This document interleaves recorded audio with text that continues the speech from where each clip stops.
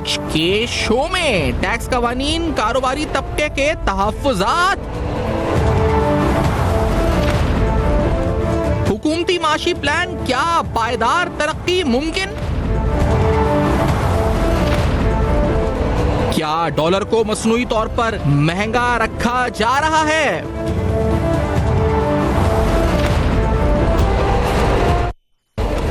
अस्सलाम वालेकुम। पस पर्दा हक़ाइक़, सनसनीखेज़ इंकशाफात, प्रोग्राम बेनकाब में हूँ आपके साथ सिफान खान। हज़ीन, जो हालिया दिनों में हमने देखा कि माशी दुश्वारी और पाकिस्तान का सफ़र माशी तौर पर मुश्किल रहा, इन दुश्वारियों में एक बड़ा फैक्टर ये रहा कि हमारे एक्सपेंडिचर यानी अखराजात हुकूमती सतह पर हम कंट्रोल नहीं कर सके। वो चाहे एनर्जी सेक्टर में लीकेजेस हों या हुकूमत के अपने शाहाना अखराजात हों या ब्यूरोक्रेसी और रियासती मशीनरी को चलाने के लिए जो जारी अखराजात हों, उन सबको कंट्रोल करने में हुकूमत नाकाम रही। लेकिन हमने हर दफ़ा देखा कि बजट में नए टैक्स मेजर्स या नए इन्फोर्समेंट मेजर्स के साथ अपनी गलतियों को छुपाने की या पाकिस्तान की माशी इस्लाहत की कोशिश की गई। एक दफ़ा फिर से हमने देखा कि टैक्स इस्लाहत के नाम पर कुछ इन्फोर्समेंट मेजर्स अनाउंस किए गए और इसके खिलाफ ताजिर बरादरी सरापा एहतजाज हुई। ये बात भी हकीकत है कि खास तौर पर रिटेलर्स और जो आपके मैन्युफैक्चरर्स थे वो तनख्वाहदार तबके के मुकाबले में नहीं बल्कि कई गुना कम टैक्स जो है इस पर कॉन्ट्रीब्यूशन अपनी जीडीपी कॉन्ट्रीब्यूशन के मुताबिक कर रहे हैं, देते हैं। तो इस सूरत हाल के अंदर ताजिर बरादरी ने खास तौर पर टैक्स कवानीन में रद्दोबदल के खिलाफ एहतजाज किया। हड़ताल भी हुई, एहतजाजी लाएमल भी अनाउंस हुआ और फिर पूरे मुल्क में हमने देखा कि ताजिर बरादरी ने यकसू होकर कहा कि जी कि अरेस्ट देने की पावर जो FBI अफसरान को दी गई या इंक्वायरी और अरेस्ट की जो ताकत दी गई, ये सरेआम कानून की खिलाफ वर्जी है, आइन की और उनके हुकूक की पामाली के तस्वुर की जाएगी। तो इस सूरत हाल के अंदर इस सिलसिले में ताजिर बरादरी और हुकूमत के माबैन जो इस वक्त मुज़ाकरात हैं उनमें पेशरफ्त क्या है, वो कहाँ तक पहुँचे। और इसके साथ साथ अहम तरीन सवाल ये कि जो हुकूमत का अपना माशी प्लान है वो किस हद तक मौसर, पायदार माशी शरह नमू की जो तरक्की की रफ्तार है उसको हासिल करने में कामयाब हो सकेगा। और ख़ास तौर पर प्रोग्राम के अंदर आज ये बात करेंगे क्योंकि रिसेंटली पाकिस्तान बिजनेस फोरम ने यह एतराज़ उठाया कि डॉलर को आर्टिफिशियली मैनिपुलेट करके मसनूई तरीके से एक 280 की कीमत पर रखा गया है। तो क्या वाकई में डॉलर के जो इंटर बैंक और ओपन रेट मार्केट रेट्स हैं उसमें दोबारा स्पेकुलेटर्स एक्टिव हो गए हैं? क्या गवर्नमेंट ने जानबूझकर इसका रेट ज़्यादा रखा हुआ है, यानी रुपी अंडर वैल्यू है, डॉलर ओवर वैल्यू है? और अगर ऐसा हो रहा है तो क्यों हो रहा है और इसका कौन फायदा उठा रहा है, कौन इससे मुस्तफीद हो रहा है? ये सारे अहम सवालात हैं जिनका जवाब हासिल करने की कोशिश करेंगे आज प्रोग्राम बेनकाब में। आफ्टर दिस ब्रेक हमारे साथ रहेगी।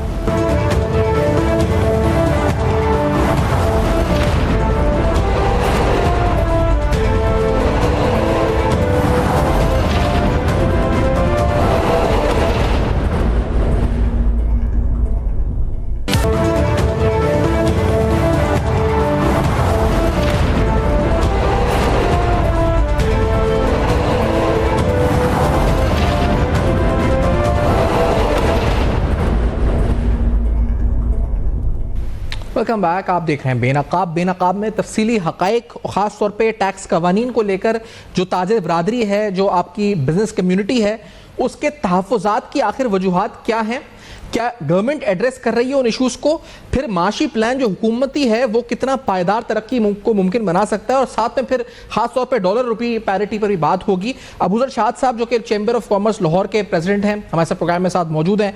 Sir thank you so much for joining in the show. Abuzar शाद साहब, ज़फ़र पाचा साहब एक्सचेंज कंपनी एसोसिएशन की नुमाइंदगी कर रहे हैं प्रोग्राम में, he is also with us. Thank you so much in the show for joining in the show. शाद साहब, आपसे पहले अबूज़र शाद साहब पूछना चाहूँगा कि ये फरमाइएगा सर कि जो टैक्स कवानीन में नए टैक्स कवानीन हैं इस पर जो तहफ़्फ़ुज़ात हैं ताजिर बरादरी के वो क्या हैं और उनको ताहाल एड्रेस क्यों नहीं किया गया? बहुत शुक्रिया जी आपका। बिस्मिल्लाहिर्रहमानिर्रहीम। बात ये है कि ये मामला 37A जो था ये 1991 में लॉ आया था जी, और ये तकरीबन 32 साल से ये कानून बना हुआ था, मगर 10 साल से पेंडिंग था। इसकी केस जो है सुप्रीम कोर्ट में पेंडिंग थे 37A पे, और 25 जून 2025 को सुप्रीम कोर्ट के फुल बेंच ने रिमार्क्स दिए, बल्कि जजमेंट आई। उन्होंने कहा जी 37A जो है ये काला कानून है, इस तरह बिजनेस नहीं हो सकता। तो उन्होंने 26 तारीख को गवर्नमेंट ने 37AA के नाम से इसको इंट्रोडक्शन कराया। असल में ये वो जो 2% या 3% या 1% काली बेड़े हैं, ये कानून उसके लिए बनाया गया है मगर क्योंकि एक अब खौफ का आलम आ गया, उधर सुप्रीम कोर्ट की जजमेंट आ गई, उधर लोगों में घबराहट आ गई कि ये पावर जो है हथकड़ी वाली ये क्यों आई है। एक्चुअली ये पावर 1991 से थी, मगर अब क्योंकि लोगों को हाईलाइट हुई बात कि ये क्या हुआ, मगर इसमें ज्यादातर वो लोग हैं जो काली बेड़े हैं इसमें शामिल। बिजनेसमैन को कोई प्रॉब्लम नहीं आना चाहिए, ना आएगा, और क्योंकि इस वक्त बात क्योंकि वो एक प्रेस कॉन्फ्रेंस में एफबीआर के चेयरमैन और औरंगजेब साहब के दौरान उन्होंने कहा जी कि हम निचोड़ के टैक्स लेंगे, बात वहां से बिगड़ी और बात बहुत बिगड़ गई। अब अल्हम्दुलिल्लाह अब हमारी मीटिंग्स हो रही हैं SIFC के जनरल साहब के साथ भी और एफबीआर वालों से भी, वज़ीर खजाना से भी, हारून अख्तर साहब से भी। तो अब काफी हद तक नजदीक आ गए हैं कि मुल्क हमारा है, हमने टैक्स देना है तो मुल्क चलेगा। अगर जो गैर कानूनी बात है जिससे लोगों को तहफ़्फ़ुज़ात हो, जिससे लोगों में एक हरासा होने की कोशिश है, उसको इंशाल्लाह काफी हद तक नजदीक ले आएंगे। और मुझे उम्मीद है कि ये जो पावर है, देखें ये पुरानी पावर थी, अब इसको आज के दौर में इसको ये चीज जंगल का कानून नजर आ रहा है, मगर हम इसको बड़ी बेहतरी की तरफ ला रहे हैं। हमारी कोशिश है कि ये जो पावर अरेस्ट करने की पावर है, इसको कम अज कम हम उसको मौके दें और जो गलत आदमी है उसको सपोर्ट ना किया जाए, और जो गलत सही बंदे को पकड़ने जाए उसके लिए एक कमेटी बने, जिस कमेटी में FBR के लोग हों और उसमें चैम्बरों के सदूर हो। तो लाहौर का केस है तो लाहौर का चैम्बर उसका एक मेंबर हो, इस तरह गुजरांवाला का केस है तो गुजरांवाला का मेंबर हो, सियालकोट का केस है सियालकोट का मेंबर हो, कराची का तो कराची का सदर उसका मेंबर हो कमेटी का, अरेस्ट करने से पहले, ताकि हम भी बताएं कि ये वाकई बंदा गलत है, इसको अरेस्ट होना चाहिए। मगर ये नहीं हो सकता कि आप लोगों के दरवाजे खटखटाएं और जाके रेड करें, ये नहीं होगा। और इसके लिए इंशाअल्लाह ताला गवर्नमेंट ने बहुत तावन किया है और गवर्नमेंट इस स्टेज पे आ गई है कि हम हरासा नहीं करेंगे, हम इसको मिलजुल के चैम्बरों के साथ। लेकिन सवाल ये है मुझे साहब कि जो हम जब भी इस तरह की पोजीशन में आते हैं कि हम फिर आप जिस तरह कह रहे हैं कि हम नेगोशिएशंस हो रही हैं सक्सेसफुली, आपको लगता है कि इंशाल्लाह रिजल्ट आएगा, लेकिन ये जो सोच है कि खास तौर पे जो एक्सपेंडिचर साइड में रिफॉर्म्स हैं, यानी हुकूमत के अपने एक्सपेंडिचर्स हों, लीकेजेस हों, वो IPPs की सूरत में हो, वो आपके गर्दिशी कर्जे की सूरत में हो, या हुकूमत के अपने अखराजात की सूरत में हो, FBR को गाड़ियां देने के सिलसिले में हो अफसरान को, या फिर दीगर मामलात हो, शाहाना अखराजात जिनको कहा जाता है, तो ये वहां पर कट्स के बजाय हमेशा ऐसे इन्फोर्समेंट मेजर्स सख्ती के आ जाते हैं, जिसके बाद फिर ताजिर बरादरी एहतजाज करती है, फिर नेगोशिएशन होती है मामला। ये सोच क्या है और क्या इसका खात्मा है, सोच कैसे हो सकता है मुमकिन? देखिए सर, पहली बात यह है कि 16 सेंट में एग्रीमेंट हुआ बिजली का, जबकि उस वक्त 8 सेंट और 7 सेंट और 9 सेंट में इंडिया में, बांग्लादेश में और श्रीलंका में एग्रीमेंट हुए जी। मैं तो काफी अरसे से शोर मचा रहा हूं कि 24,000 अरब रुपया, 24,000 अरब रुपया, तकरीबन 100 अरब डॉलर के करीब ये रकम बनती है, ये आपने IPPs को बगैर बत्ती पैदा किए दे दिए इस गरीब कौम का। तो भाई मैं तो कहता हूं कि ये कौन लोग हैं, इनको स्क्रीन पे लाएं, ये कौन लोग इस मुल्क को लूट के ले गए हैं, इनका पता होना चाहिए। जब ये बात करते हैं तो वो डिटेल नहीं दे रहे। जब हमने उन्हें कहा जी आपने तनख्वाहें कैसे बढ़ा ली, देखिए हम, हमारा हाथ ऊपर वाला है, हम टैक्स पेयर है, हम इनसे पूछ सकते हैं कि भाई आप ये खर्चे क्यों कर रहे हैं, मगर वो कहते हैं आप क्यों पूछते हैं।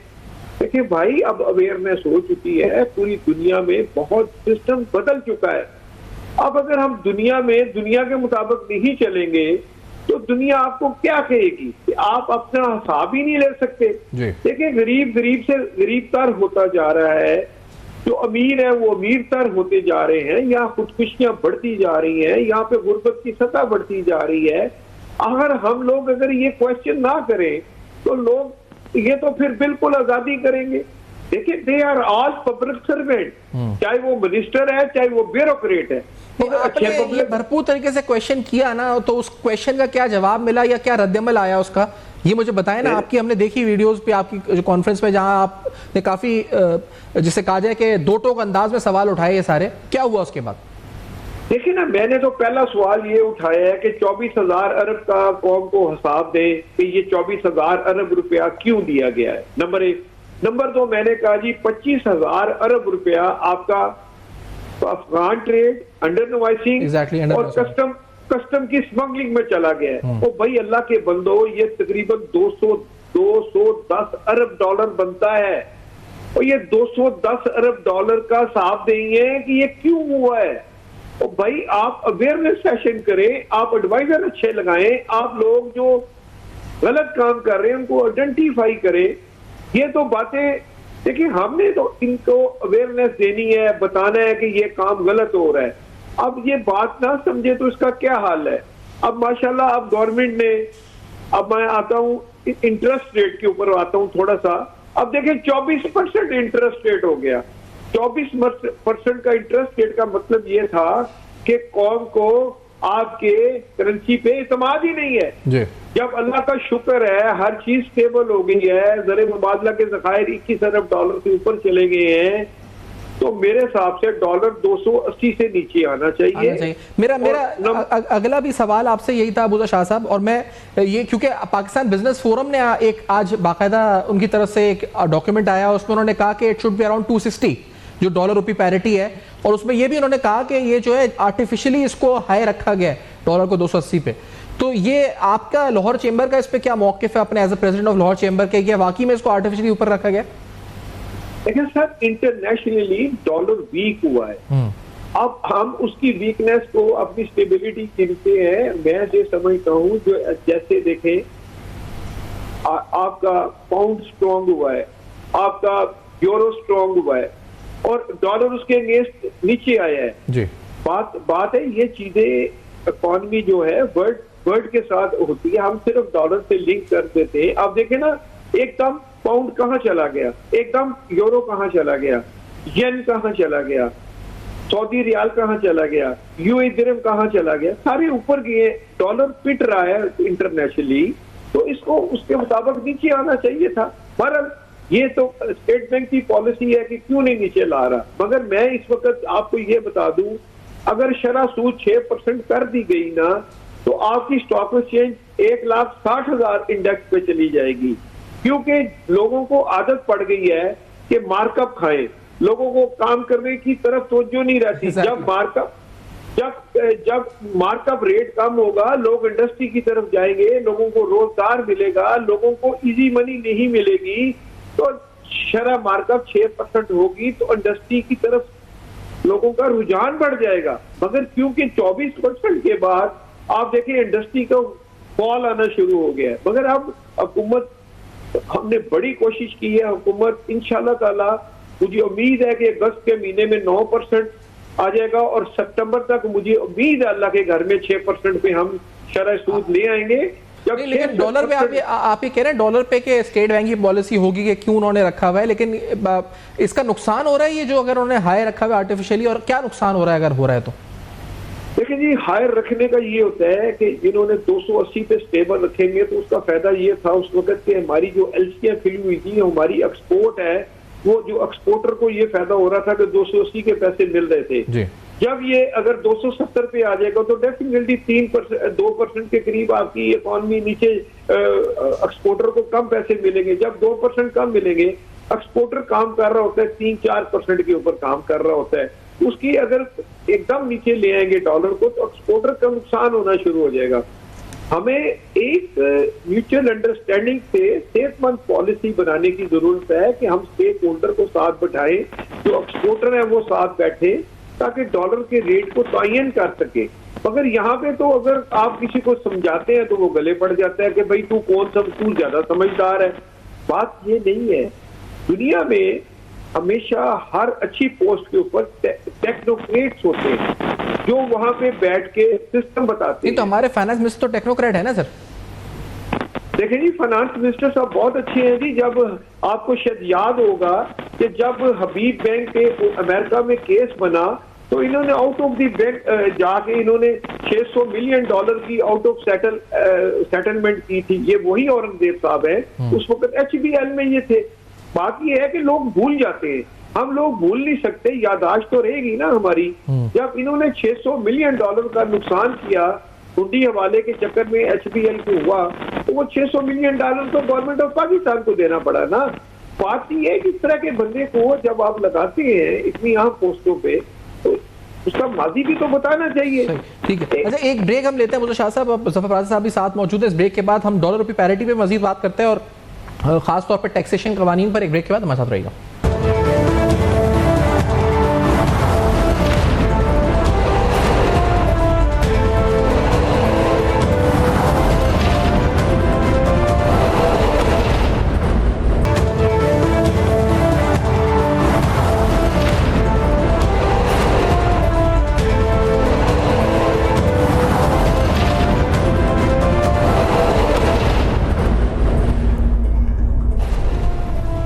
Welcome back. आप देख रहे हैं बेनकाब। बेनकाब में अहम तरीन सवालात। ज़फ़र प्राते साहब, आपको खुशामदीद कहेंगे। आप फरमाइएगा कि क्या डॉलर रुपये पैरिटी के हवाले से वाकई में क्या रुपये को मसनूई तौर पर नीचे और डॉलर को बढ़ाकर रखा जा रहा है इस वक्त 280 के रेट के ऊपर?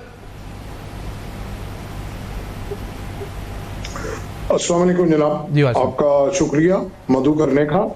देखिए जनाब, आपके प्रोग्राम में मैंने पहले भी ये कई दफा कहा है कि जो हमारे यहाँ जो डॉलर है वो है और रुपीज जो है ना वो अंडर वैल्यू है। और एक जो कुछ लोगों की तरफ थोड़ा खौफ दिलाया जाता है, खास तौर पे एक्सपोर्टर्स की तरफ से हुकूमत को, कि भाई अगर आपने डॉलर का रेट कम किया तो आपकी एक्सपोर्ट गिर जाएगी।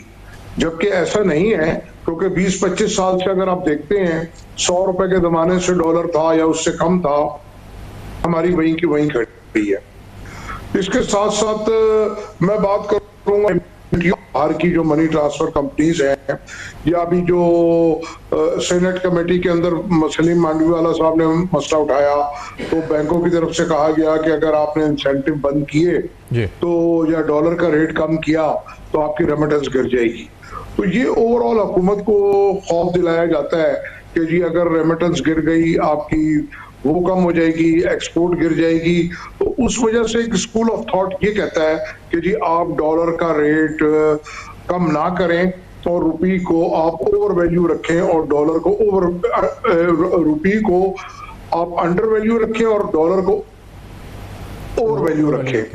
तो ये अगर ओपन मार्केट में अगर हम देखते हैं, सिवाय इस 15 दिनों के कि जो कुछ एक्सचेंज कंपनी कुछ बैंक से मिलके जो इंजीनियरिंग कैलकुलेशन की और आर्टिफिशियली इंटरबैंक के अंदर रेट बढ़ा, स्क्रीन रेट 285 है और 80 पैसे 90 पैसे पर डे उन्होंने किया, तो वो रुपया 4 रुपया उनको इजाफी मिला। तो एक तो ये बात है। फिर एक्सपोर्टर्स को जो फॉरवर्ड रेट दिया जाता है हमारे यहाँ 15 दिन की बुकिंग, महीने की या 90 दिन की, 120 दिन की, तो वो भी नहीं होना चाहिए। जो स्पॉट रेट है उस पर काम होना चाहिए। नहीं, लेकिन हमने देखा कि जो मौजूदा हमारा रियासत है उसने एक काम ये किया था कि एडमिनिस्ट्रेटिव मेजर्स उठाए थे और उन मेजर्स के बाद खास तौर पे जो ओपन मार्केट और आपकी जो स्पॉट मार्केट में जो डिफरेंस था, जो आपका जो रेट्स में डिफरेंस था, वो काफ़ी हद तक कम हुआ। फिर उसके साथ उन्होंने कुछ ऑपरेशंस एक्शंस भी किए थे। क्या वो ग्रिप कमजोर हुई है एडमिनिस्ट्रेटिव? क्या ऐसा है, या फिर ये स्पेकुलेटर्स दोबारा एक्टिवेट हुए हैं? ऐसा कुछ हुआ है आपको लगता है मार्केट? जी बिल्कुल। जब अगर जाते हैं पिछली दौर हुकूमत में, खास तौर पे केयर टेकर गवर्नमेंट जब शुरू में आई, तो हमने देखा 340-45 का और 2-3 रेट चल रहे थे। तो जब हमारे मौजूदा फील्ड मार्शल और ISI चीफ ने जो एडमिनिस्ट्रेटर्स लिए, तो ओवरऑल हर जगह हर फील्ड में बेहतरी आई। तो अब क्योंकि ये लोग अपने जो मेन मकासद की तरफ चले गए, यानी कि जो आपकी इंडिया पाकिस्तान जो जंग लगी, फिर ईरान में, इसराइल में जो इंटरनेशनली हालात चेंज हुए, तो इन लोगों की तवज्जो उधर गई जो असल काम की तरफ। तो जो हमारे स्पेकुलेटर्स हैं, चाहे वो एक्सचेंज कंपनीज में हो, चाहे बैंक्स में हो, चाहे एक्सपोर्टर्स हो, चाहे दीगर मार्केट्स हो, तो उन्होंने दोबारा से फिर वही काम शुरू कर दिया। अब उन्होंने थोड़ा सा अपना मॉडस ऑपरेंडी चेंज किया। उन्होंने इंटरबैंक के अंदर टेक्निकली रेट बढ़ाया, यानी कि स्क्रीन रेट 285 था और फॉरवर्ड रेट जो हो रहा था फॉरवर्ड 5 दिन 4-10 दिन का, वो 291-92 तक चला गया। और जो रेट निकाल रहे थे वो कम था। यानी कि ये इस तरह था कि आप रॉ मटेरियल महंगा खरीद रहे हैं और जो फिनिश गुड है उसका रेट आप कम बता रहे हैं, तो वो शॉर्टेज पैदा हो गई। लेकिन एक्चुअली मार्केट में शॉर्टेज नहीं थी ना है। ये जो बैंक्स ने जरा जो मिल के कुछ लोगों के साथ जो किया वो, तो मेरा कहना ये है कि अगर बाय करना छोड़ दे तो ये डॉलर 8-10 रुपए नीचे आ जाना कोई नहीं है, क्योंकि आपके फाइनेंशियल क्रेडेंशियल्स बेहतरीन है। मतलब जो फंडामेंटली आप क्या समझते हैं, ये जो हम 260 कह रहे हैं कि 260 के अराउंड होना चाहिए, तो आपके नजदीक ये रेट एक्यूरेट है, यही है फंडामेंटली अगर बात की जाए तो?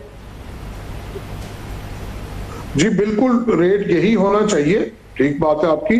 अगर फौरी तौर पे हम देखते हैं तो ये 278-80 के बैंड में डॉलर को आ जाना चाहिए। और अगर हम जैसे कि आपने मुख्तलिफ देखी होंगी कि $9 बिलियन स्टेट बैंक ने खरीदा है, अब हुकूमत ने खरीदा है, वो अगर ना खरीदा जाए, गो के वो भी हमारी जरूरत है, हमें अपने रिजर्व भी बनाने हैं, हमें पेमेंट्स भी करनी है, हमें उनकी कर्जों की सूद की अदायगी भी करनी है, तो वो भी जरूरी था खरीदना, लेकिन इतना ज्यादा नहीं खरीदना चाहिए था, क्योंकि उस डॉलर महंगा होने से आपकी हर चीज महंगी होती है। आपकी सबसे पहले आपका पेट्रोल महंगा होता है, महंगाई आती है, बिजली महंगी होती है, आपका LSM बेहतर नहीं हो पा रहा, सारी चीजों पे उसका ट्रिकल डाउन इफेक्ट होता है। जो फॉरेन इन्वेस्टर है, अच्छा अबूजर साहब, आपसे भी पूछना चाहूंगा कि हम अपने आपने जो सवाल अबूजर शाह साहब उठाए हैं, जो खास तौर पे IPPs एनर्जी सेक्टर के बारे में, तो उन सवाल के जवाब में रद्दअमल क्या आया? दूसरी बात ये बताएं कि जो करप्शन थी या जो लीकेजेस हैं एनर्जी सेक्टर में, वो तो ताहाल जारी हैं। कई बार ऐलान हुआ, बजट के अंदर स्ट्रैटेजीज अनाउंस हुई, कोई एक्सपेंडिचर रैशनलाइजेशन का एनर्जी के सेक्टर के अंदर कामयाब प्रोग्राम हो नहीं सका अभी तक। वजह क्या है आपकी नजर में इसकी? देखिए, आपका बजट 18-17,300 अरब का है, इसमें से 8,200 अरब तो आप इंटरेस्ट दे देते हैं, बिल्कुल ठीक हो गया। अब रह गया आपका बाकी बजट क्या रहता है, बाकी 18वीं तरमीम के बाद सारा कुछ सूबों के पास चला जाता है। और भाई बात सुनो मेरी, ये पाकिस्तान मेरा भी है, आपका भी है, आपके पास तो PhD डॉक्टर बैठे हैं, हम तो आपको नमज बताएं, पाकिस्तान अगर चलाना है तो खुदा के लिए अपने अखराजात कम करें, ये IPPs को फिक्स करें। ये क्या एग्रीमेंट किया है 16 सेंट पे, जिसने किया उसको फिक्स करें। और भाई बताएं तो सी कौम को कि ये 16 सेंट पे किसने एग्रीमेंट किया है, हमारा मुंह ना खुलाएं।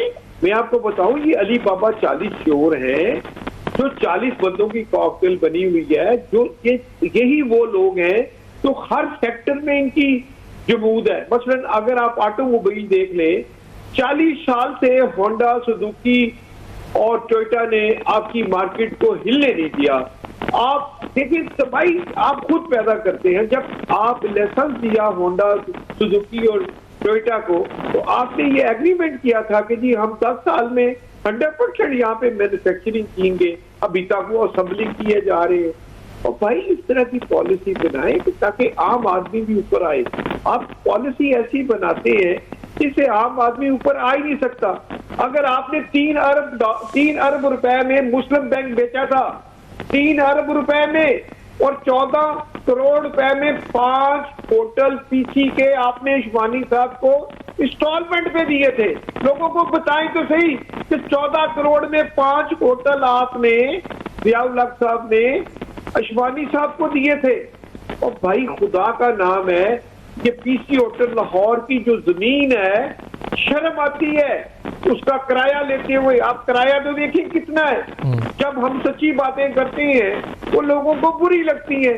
लोग कहते हैं क्यों हकायक से पर्दा उठा रहे हो जी। आप खुदा के लिए आप अपने आप को सादी जिंदगी में लाओ। बात यह है कि और जो हुकूमती अखराजात हैं अबूजर शाह साहब, जो कम नहीं हो रही है, तो चले ठीक है, जो आप पॉइंट आउट कर रहे हैं वो चीजें हुई, जो हुकूमती अखराजात भी कम नहीं हो रहे। यानी बार बार कहा जाता है, ऐलान होता है शाहाना अखराजात, एक्सपेंडिचर रैशनलाइज। एक वज़ीर आज़म आए, उन्होंने कहा कि हम यूनिवर्सिटी को, वज़ीर आज़म को यूनिवर्सिटी बना देंगे। फिर वही बजट में अखराजात, तनख्वाहों में इजाफा हो, पेंशन रिफॉर्म्स की बात हो, लेकिन अमली तौर पे कुछ ना हो। वहीं के वहीं हम खड़े होते हैं हर दफा, और हम ये कहते हैं कि हम ताजरों को गिरफ्तार करना शुरू कर देंगे, हम इसको गिरफ्तार कर लेंगे, एनफोर्समेंट इस तरह कर लेंगे, ये पाबंदी वो पाबंदी, एलिजिबिलिटी नॉन एलिजिबिलिटी, ये सब शुरू हो जाते हैं मामला। देखें सर, एक DIG लाहौर में जब मूवमेंट करता है तो 40 लोग उसके साथ 2 गाड़ियां मूव करती है। अगर DIG को खुद खतरा है तो शहरियों की जान को कैसे अमन हो सकता है, बताइए आप। और भाई आप खुदा के लिए DIG को 1300 सीसी से ज्यादा गाड़ी ना दें, क्या हो जाएगा यार?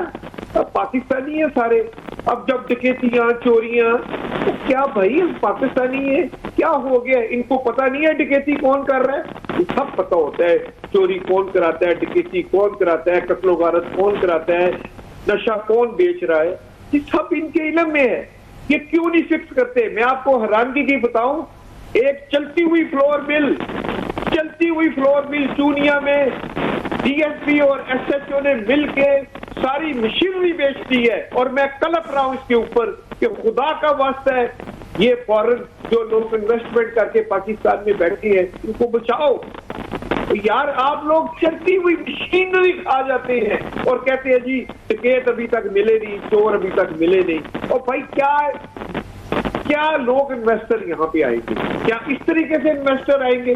मैं आपको सारे डॉक्यूमेंट दे सकता हूँ, अभी आपके मैं कैमरामैन के हाथों सारे डॉक्यूमेंट भेजता हूँ।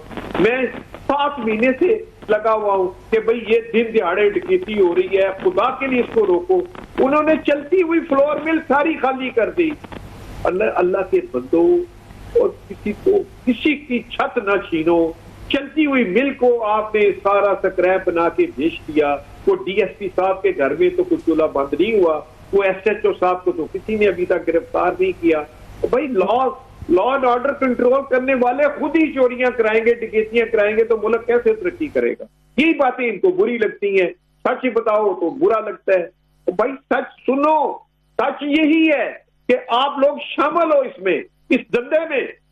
खुदा का लाभ, इस धंधे को कम करो। ये इस तरह मुल्क नहीं चल सकते। क्या दुबई में क्या जो DIG लेवल का बंदा 40 बंदों के साथ मूवमेंट करता है? क्या यूरोप में 40 बंदे DIG के साथ होते हैं? नहीं होते। ना करें, शहाना खर्चे कम करें। आपका एक वजीर गुजरता है, आप अंदाजा करें उसके साथ क्या प्रोटोकॉल होता है। अगर इतनी जान का खतरा है तो वजारत ना लो ना। किसने कहा है? काले कुत्ते ने काटा है कि आपने वजारत लेनी है? ऐसी वजारत को क्या कर रहे हैं कि अगर आपको अपनी जान का खतरा है? भाई क्या कर रहे हैं आप लोग? ना करें इस तरह। शान अखराजात आप कैसे कर रहे हैं? इस तरह मुल्क थोड़े चलते हैं। गाड़ियों के लंबे प्रोटोकॉल के अलावा जो घर हैं इनके, इस पर जो सरकारी हमने अपनी मशीनरी को, इंफ्रास्ट्रक्चर को दिए हुए हैं, और उन घरों के अंदर जो इस वक्त शाना अखराजात हैं कि एक एक के पास इतने नौकर और इतने बड़े बड़े लहीम शहीम घर, वो जो अंग्रेजों के जमाने का इंफ्रास्ट्रक्चर था, वो इस टाइप के बड़े बड़े घर महल नुमा, ये हम अफोर्ड कर सकते हैं? हमारा मुल्क अफोर्ड कर सकता है? अब्दुल शाह साहब। सर DC सरगोदा का घर 80 कनाल पे है। मेरे बाजू में GOR1 है, यहाँ पे 20-20, 30-30, 40-40 कनाल के घरों में लोग रहते हैं। और खुदा का नाम है, इसको, इस जगह को बेच दो। ऐसी हमें नहीं चाहिए सकाफत कि जिसमें मुल्क तबाह हो। 40-40, 30-30 माली हैं। और भाई इस तरह अपने शहाने खर्चे कम करो। गुर्बत बहुत है, इस तरह का निजाम नहीं चलेगा। आपकी मेहरबानी, सादगी भी आए। अब GOR1 को अगर आप अल्लाह के बंदो, अगर GOR1 में फ्लैट बन जाए, क्या लंदन का और यूरोप का या फ्रांस के मिनिस्टर क्या GOR1 जैसे घरों में रहते हैं? क्या अमेरिका का कोई रहता है गवर्नर या स्टेट कोई मिनिस्टर GOR1 जैसे घरों में? और भाई सवाल ही पैदा नहीं होता। 6-6 माली आपने रखे हुए एक घर में। और भाई हिसाब तो ले, खर्चा कितने है? एक 20वें ग्रेड का अफसर कम से कम 50 लाख रुपया महीने में कॉस्ट करता है। ये कौम को पता होना चाहिए कि IG साहब जो है हमारे, वो हमारे कितनी कॉस्ट में पड़ते हैं। और भाई कट ऑफ, आपने देखा नहीं कि prime minister of UK cycle पे वापस जा रहा है जब वो अपना नाम रिजाइन, जब उसका टर्न्योर खत्म होता है। तो हमारे यहाँ क्या मसला है? क्या हम साइकिल पे नहीं जा सकते? क्या हमें अल्लाह ने टांगे नहीं दी हुई? ये बातें बड़ी exactly, और ये बातें हमेशा मैं बताऊं तमाम सियासी जमातों ने as a point scoring tool इस्तेमाल जरूर किए हैं लोगों को अपनी तरफ अट्रैक्ट करने के लिए, लेकिन अमल इस पर कोई भी नहीं कर चुका है और इसी वजह से पाकिस्तान को शायद मुसलसल नुकसान हो रहा है। अब्दुल शाह साहब, मैं बहुत शुक्रिया अदा करूंगा, आपने प्रोग्राम में ज्वाइन किया और हकायक बयान किए। मैं पराचा साहब का बहुत शुक्रिया कर दूंगा, जफर पराचा साहब आपने प्रोग्राम में ज्वाइन किया, डॉलर के बारे में जो रुपी पैरिटी है, डॉलर रुपी पैरिटी, इस पर हकायक बयान किए। For your feedback you can write us on Facebook, emails and x. आपके सामने फ्लैश कर रहे हैं, देखते रहिएगा। अब तक अपना बहुत ख्याल रखिए।